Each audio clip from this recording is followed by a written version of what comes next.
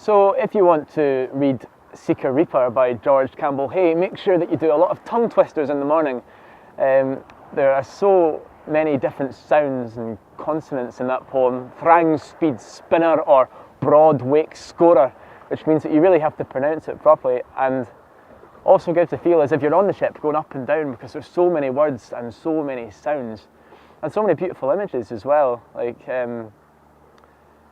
drenching the stars with spray. You know, it's really, if you're reading the poem and for an actor performing the poem, it's really important that you can imagine that as you're saying it, because otherwise you're not really doing it justice, and I hope that I did.